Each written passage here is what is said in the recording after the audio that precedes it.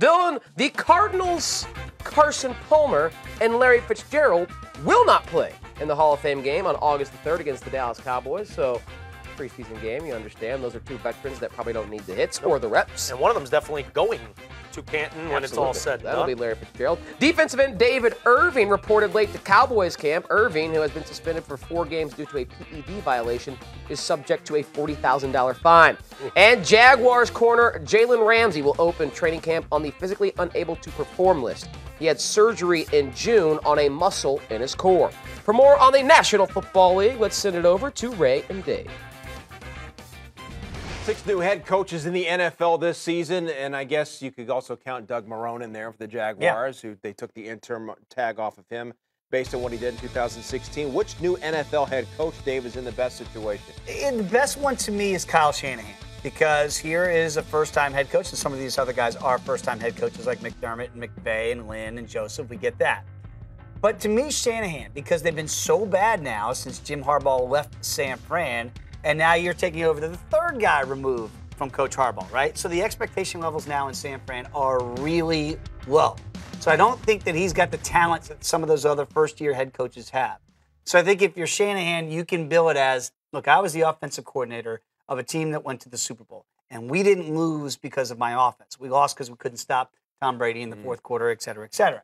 So I think he's going to have a long leash in San Fran, and I think the quarterback that he needs to have that type of success he had in the ATL is not on his roster yet. He knows it, the Washington Redskins know it, and Kirk Cousins know it. I think KC8 will be his quarterback a year from now in San Fran. So this year is like, let me get some skill guys. And he went and got some of Kirk Cousins' weapons, like Pierre Garçon, to go out there to the Bay Area. So I think he's all setting the table in year 1 for what's going to happen in year 2 in San Fran when he finally gets his quarterback that he does not have today.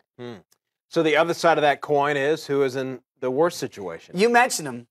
It's Doug Marrone. I like Doug Marrone a lot. This is a former head coach in this league, as we know.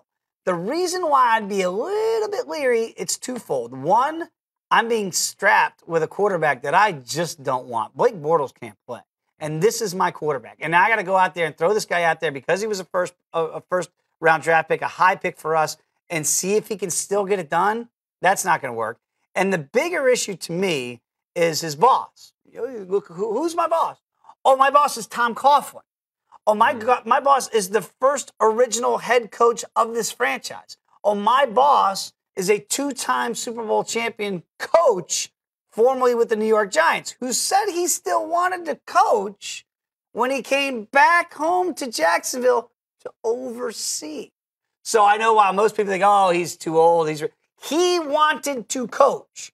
So if something goes south, down south in Jacksonville, maybe I can replace Doug Marrone with me. It's happened before. I think it'll happen again. So Doug Marrone has to be on his P's and Q's right away with a quarterback that he doesn't want, that he's inheriting. Hopefully he gets off on the good foot. And if he doesn't, we'll find out how long his tenure is in Jacksonville with a guy I think that's itching to get back into coaching, and that happens to be his own boss. Coughlin, the safety valve, could come down for the press box down in the field. But like you said, you don't want Doug Marrone looking over his shoulder either.